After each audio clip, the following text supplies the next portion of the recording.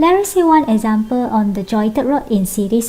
So let's say we have two metal bar with similar cross-sectional area 1 millimeter squared are joined in series and insulated. So they are insulated, there will be no heat able to escape from the side of the rod, okay, from the side of the bar, sorry. So the length of each rod is given. The length of the aluminium rod is 5 millimeter and the length of the copper rod is 10 millimeter respectively.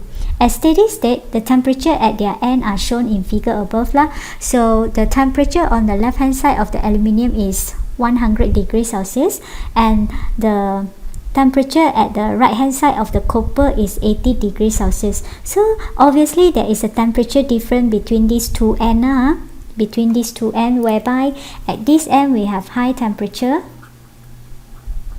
and at this end we have low temperature.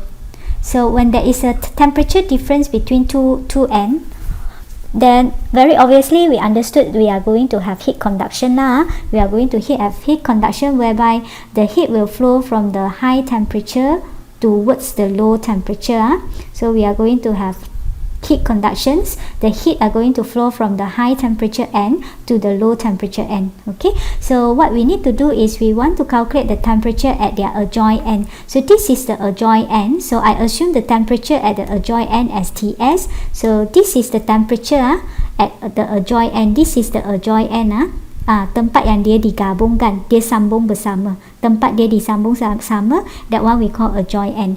Then we want to find the rate of heat flow, how fast the heat is being transferred. So we are given the thermal conductivity for aluminium and also the thermal conductivity for copper wire, copper rod. So when we have jointed rod in series, then when we saw the keywords at steady state,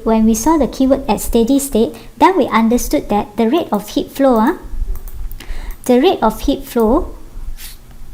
along the aluminium must equal to the rate of heat flow along the copper. Okay, so the rate of heat flow between the two material is always the same at the steady state.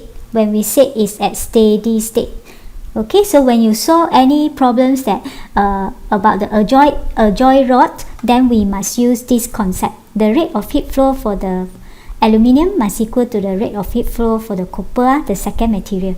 So the formula of rate of heat flow, what is the formula for rate of heat flow?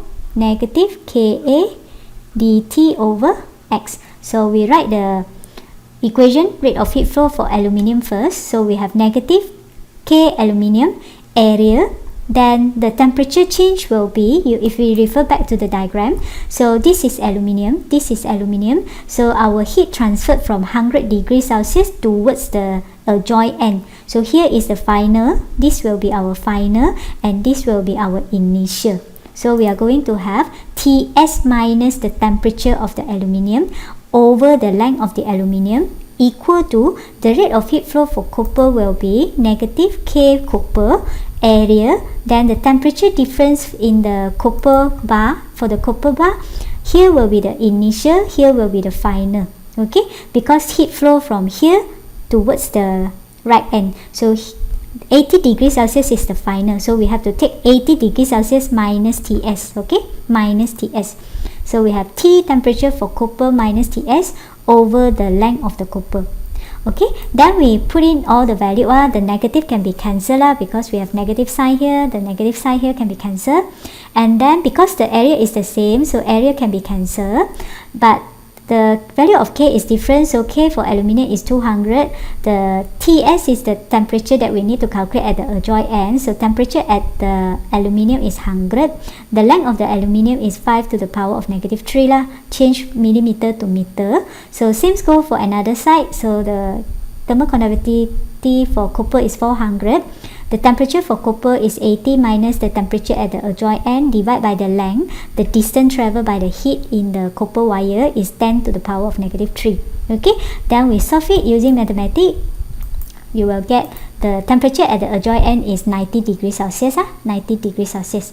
Then we move on to the second question. Second question, we want to find the rate of heat flow. So maybe you are wondering, hey teacher, we have two material, so which one I need to use to calculate the rate of heat flow? So when we say it's steady state, means the rate of heat flow in aluminium is equal to the rate of heat flow in copper wire. So it doesn't matter you use which one, you use which one to calculate the rate of heat flow. So I use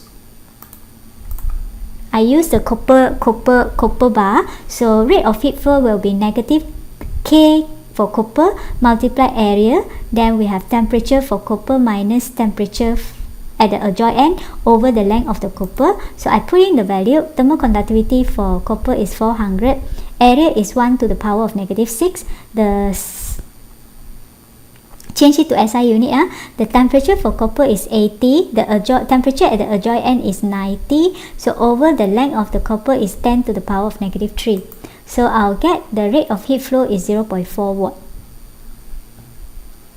You might also try, if you don't believe that they have the same rate of heat flow, then you might try also using the aluminium.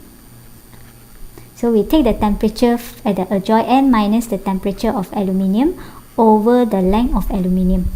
So the K for aluminium, let us check. K for aluminium is 200. Okay, so K for aluminium is 200, so we have 200. The area, cross-sectional area is the same.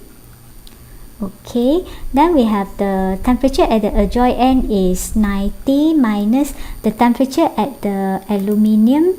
Temperature at the aluminium is 100 degrees Celsius. So 100 degrees Celsius divided by the length of the aluminium is 5 to the power of negative 3.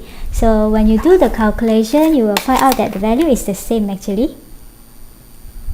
Yeah, we will get the value is the same, 0.4 watt.